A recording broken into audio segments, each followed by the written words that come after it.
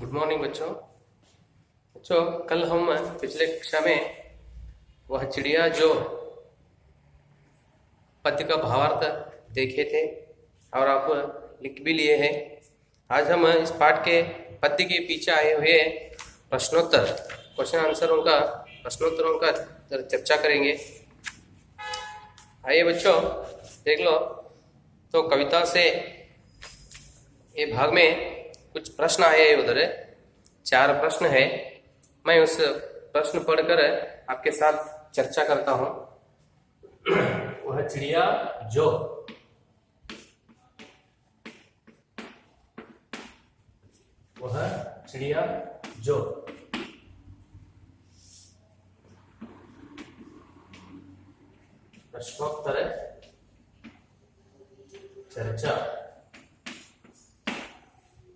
प्रश्नोत्तर चर्चा करेंगे हम। तो पहला प्रश्न यह है कि कविता पढ़कर तुम्हारे मन में चिड़िया का जो चित्र उभरता है मतलब उत्पन्न होता है, उस चित्र को कागज पर बनाओ। बच्चों पद्य आप सुने हैं। पद्य जिस तरह कवि केदारनाथ अग्रवाल है, तो उनके मन में पंछी का एक चित्र उत्पन्न हुआ है। तो कैसा था वो पंछी? नीले पंख वाली चित्र उनके मन में जब उत्पन्न हुआ है, उस समय उन्होंने क्या किया, उसके बारे में सोचते हुए वो पंछी का चित्र निकालकर वो पंछी जिस तरह उसका स्वभाव कैसा होता है और पक्षी के स्वभाव कैसे होते हैं, वे क्या चाहते हैं, ये पूरा हमारे साथ उन्होंने क्या किए है, चर्चा की है। उसी तरह आप भी क्या करो बच्चों, लेखक जिस तरह सोचे है उसी तरह क्या कहते हैं उन्होंने पहला प्रश्न में, कविता पढ़कर तुम्हारे मन में चिड़िया का जो चित्र उभारता है। आपके मन में आप अनेक पक्षी या पंछी आप देखे रहते हो। हर एक पक्षी का रंग और उसका स्वभाव अलग अलग रहता है।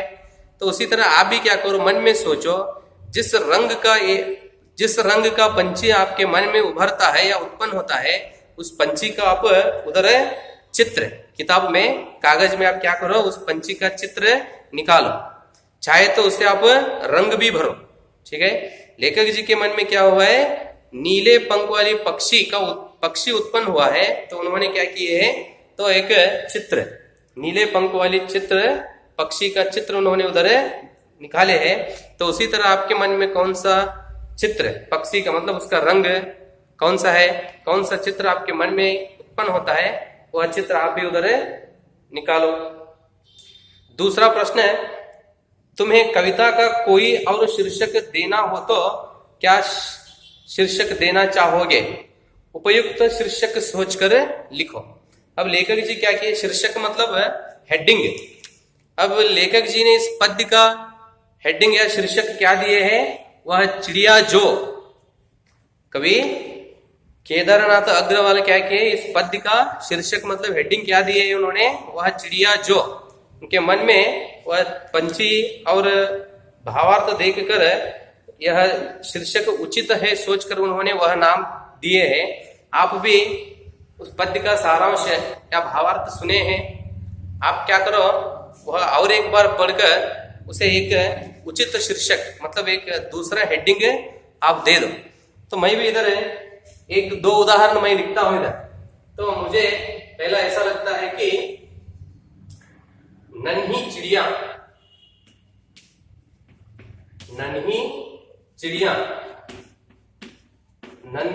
मतलब नन्ही इसका अर्थ छोटा पक्षी या पंछी। मैं यह नाम देना चाहता हूं। मैं इस पद्य का शीर्षक नन्ही चिड़िया दे सकता हूं। आप भी ये भी लिखो, नन्ही चिड़िया, ये भी शीर्षक लिखो। और आप आपके मन में कोई और हो तो आप वह भी आप लिख सकते हैं। मैं और एक भी इधर मैं लिख सकता हूं। दूसरा परिश्रम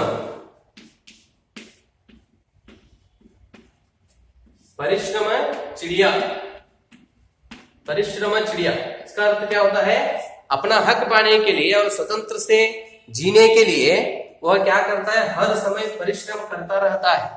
इसलिए मुझे ऐसा लगता है कि यह परिश्रम चिड़िया यह शीर्षक अवश्य हो सकता है। ये दोनों आप लिखो। और इसके अलावा और आपके मन में कोई देना चाहोगे तो आप भी क्या करो, वह शीर्षक आप दे सकते हैं। तीसरा प्रश्न है, इस कविता के आधार पर बताओ कि चिड़िया को किन किन चीजों से प्यार है। मतलब वह कौन कौन से चीज चाहता है, मतलब उसे प्रिय लगता है, पसंद लगता है, तो ये सभी चीज आप उधर लिखना पड़ता है। आया है बच्चों, वह भावार्थ में आप भावार्थ ठीक तरह से पढ़ो, आपको समझ में आता है। पहला पद में प्रथम फर्स्ट प्यारा प्रथम पद में है, वो लिखो, एक बार पढ़ो भावार्थ, बाद में लिखो। देखो है, यह चिड़िया बहुत ही संतोषी है तथा उसे अन्न से बहुत प्यार है, अन्न से बहुत प्यार है।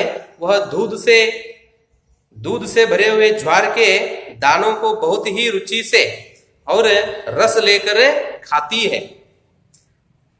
और लेखक जी कहते हैं कि यह और क्या करता है, वह पंछी जल से, इसका अर्थ है नदी के ऊपर से जल ले आती है, अर्थात जल से अपनी प्यास बूझ लेती है। और कभी कहते हैं नदी से और उसकी जल से भी उसे बहुत प्यार है। पहला है पहला पद में, मतलब फर्स्ट प्यारा भावार्थ में है, और उधर जरा है लास्ट प्यार, क्या भावार्थ लिख लिए उसमें भी है। उधर एक फर्स्ट प्यारा में एक दो पंक्ति होता है, लास्ट एक दो पंक्ति होता है, उसमें दोनों भावार्थ पढ़कर आप क्या करो, तो उसका उत्तर क्या है वो लिखो। आगे आशय स्पष्ट कीजिए, इसका आशय मतलब सार भावार्थ, एक दो तीन पंक्ति आप लिख सकते हैं। रस उड़ेल कर गा लेती है, ये पहला वाक्य है। दूसरा, चढ़ी नदी का दिल टटोलकर जल का मोती ले जाती है। जल का मोती मतलब उधर क्या होता है, अभी अभी मैं कहा आपको, लास्ट पैरा में है, क्या होता है, बहती हुई। चढ़ी नदी का दिल टटोलकर मतलब बहती हुई नदी के ऊपर से जल रूपी मोती ले आती है, मतलब जल ले आती है, अर्थात जल से अपनी प्यास बूझ लेती है और नदी से और उसकी जल से बहुत प्यार करती है। ये तो दूसरा पंक्ति का है, ख का। पहला रस उड़ेल कर गा लेती है, ये पहला मैं एक कहा हूं और एक आप लिखने के लिए कोशिश करो, मतलब वो तो कहा है। दूसरा पद सेकंड प्यार, रस उड़ेल कर गा लेती है, दूसरा पद भावार्थ में वो है। आप जरा क्या करो, भावार्थ पढ़ो और उसमें जरा ढूंढ कर लिखो। एक मैं कहा हूं, एक आप लिखना ही है। अनुमान और कल्पना, उसमें देखो कवि ने नीले चिड़िया का नाम नहीं बताया है, वह चिड़िया कौन सा है उसका नाम लेखक जी नहीं बताया है। यह कौन सी चिड़िया रही होगी, इस प्रश्न का उत्तर जानने के लिए पक्षी विज्ञानी सलीम अली की पुस्तक भारतीय पक्षी देखो, इनमें ऐसे पक्षी भी शामिल है जो झाड़े में एशिया के उत्तरी भाग और अन्य ठंडे देशों से भारत आते हैं। उनकी पुस्तक को देखकर तुम अनुमान लगा सकते हो कि इस कविता में वर्णन नीली चिड़िया शायद इनमें से कोई एक रही होगी। लेखक जी के मन में जो चिड़िया उत्पन्न हुआ है, नीले पंख वाली चिड़िया कौन सी है, तो उसकी नाम लेखक जी नहीं बताए। इधर चार पक्षियों का नाम उन्होंने दिए हैं। लेखक जी पक्षी के बारे में या उसकी वर्णन किस तरह करते हैं वह देखकर आप वह पक्षी कौन सा है इधर आप ढूंढो। नीलकंठ, छोटा किलकिला, कबूतर, बड़ा पतरिंगा, ये चार पक्षियों में लेखक जी के मन में जो पक्षी उत्पन्न हुई है वो कौन सा होगा। देख लो, ये चार पक्षियों में कौन सा है वह आप लिखना पड़ता है।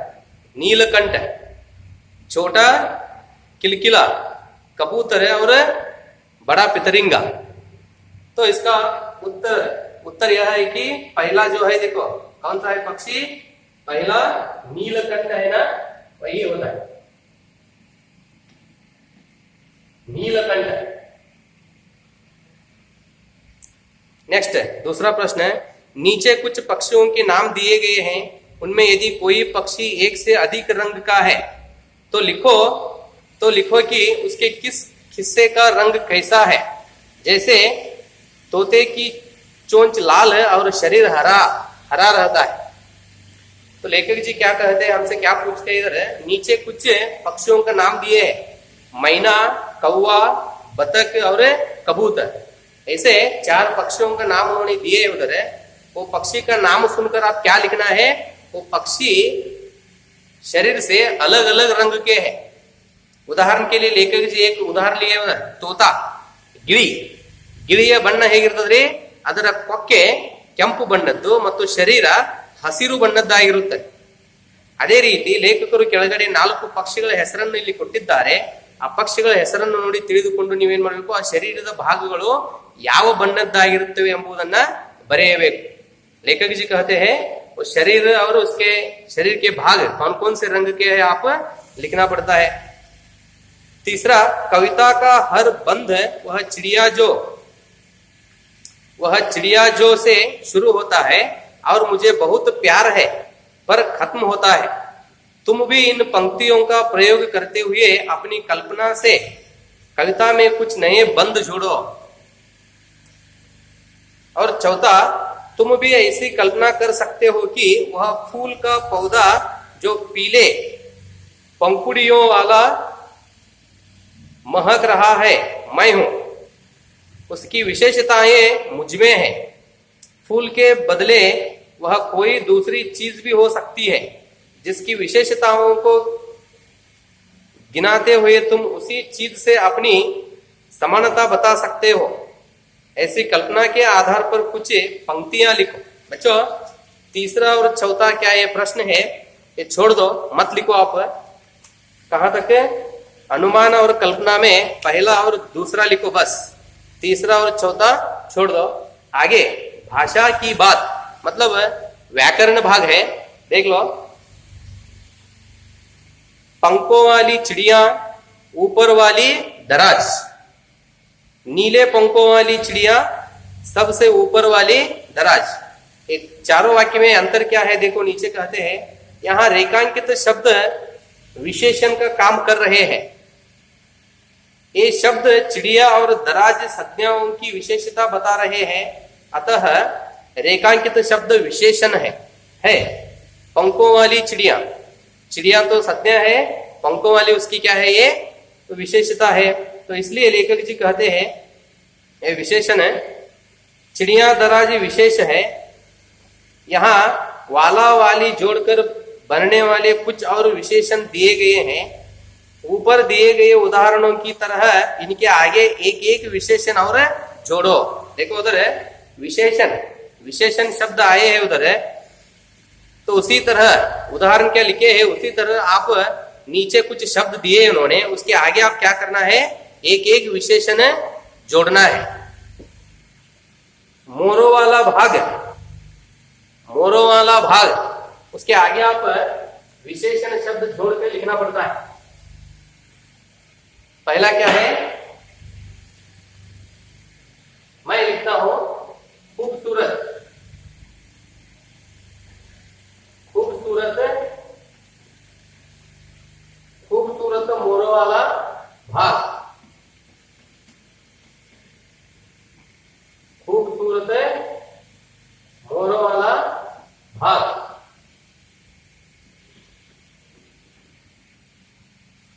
वाला वाली उपयोग करके लिखना है बोल रहे हैं उन्होंने, खूबसूरत मोरो वाला भाग। उन्होंने यह मैं क्या करता हूं, इधर विशेषण जोड़ता हूं।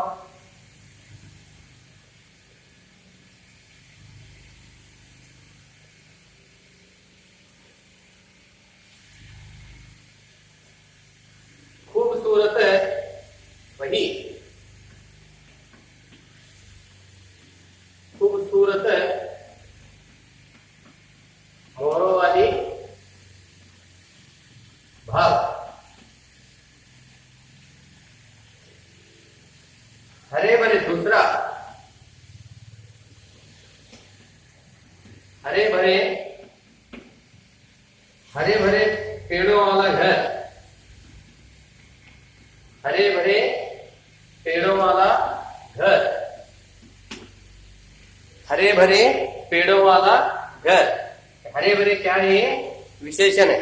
इस तरह आप उस शब्द क्या दिए उन्होंने, पेड़ों वाला घर हुआ है। अब नेक्स्ट नीचे फूलों वाली क्यारी, स्कूल वाला रास्ता, हंसने वाला बच्चा, मूंछों वाला आदमी।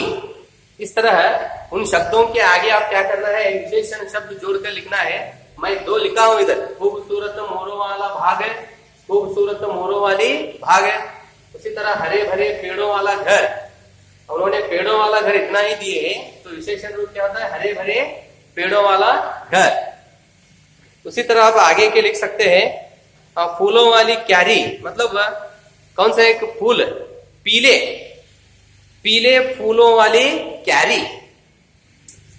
नेक्स्ट स्कूल वाला रास्ता है, देखो तो उसके आगे महात्मा गांधी स्कूल वाला रास्ता, महात्मा गांधी स्कूल वाला रास्ता। हंसने वाला बच्चा, अधिक हंसने वाला बच्चा, अधिक हंसने वाला बच्चा।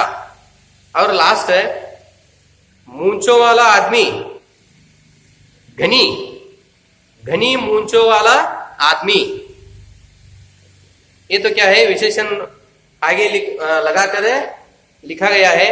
और अंत में देखो लास्ट है, वह चिड़िया झुंडी के दाने रुचि से खा लेती है, वह चिड़िया रस उंडेल कर गा लेती है।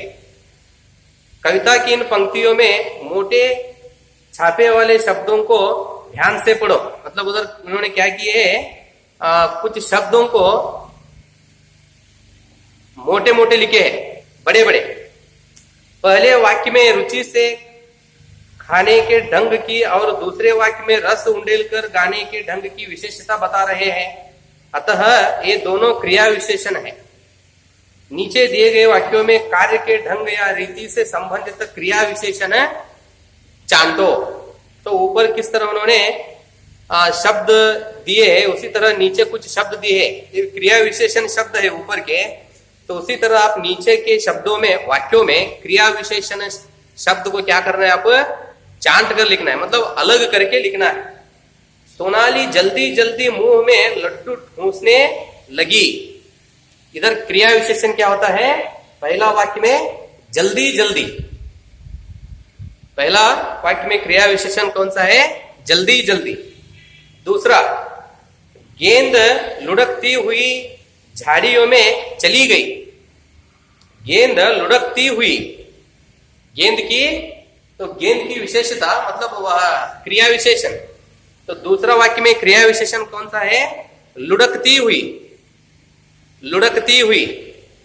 तीसरा वाक्य, भूकंप के बाद जनजीवन धीरे धीरे सामान्य होने लगा। तीसरा वाक्य में भूकंप के बाद जनजीवन धीरे धीरे सामान्य होने लगा, तो इसमें क्रिया विशेषण है धीरे धीरे। चौथा वाक्य, कोई सफेद सी चीज धप से आंगन में गिरा। तो चौथा वाक्य में क्रिया विशेषण रूप धप से, क्रिया विशेषण शब्द है धप से। पांचवा, टामी पूर्ति से चोर पर झपटा। टामी मतलब कुत्ता, तो पांचवा वाक्य में क्रिया विशेषण पूर्ति से। और चौथा, सॉरी सिक्स्थ वन देखो आगे का, तेजिंदर सहम कर कोने में बैठ गया। छठवा, सिक्स्थ वाक्य, तेजिंदर सहम कर कोने में बैठ गया, उसमें क्रिया विशेषण रूप सहम कर। और सातवा, आज अचानक ठंड बढ़ गई है। आज अचानक ठंड बढ़ गई है, इसमें क्रिया विशेषण शब्द है अचानक। यहां तक बच्चों इस पाठ की यह प्रश्नोत्तर है। आप और एक बार भावार्थ पढ़िए, क्या आपको समझ में नहीं आता है, भावार्थ पढ़कर क्या करो, आए हुए प्रश्नों का उत्तर लिखना पड़ता है। पूरा यहाँ तक अब चर्चा हुआ है, तो इस पाठ को आप, इस पाठ के प्रश्नोत्तर लिखकर आगे की परीक्षा के लिए आप तैयारी करना जरूरी है। धन्यवाद बच्चों।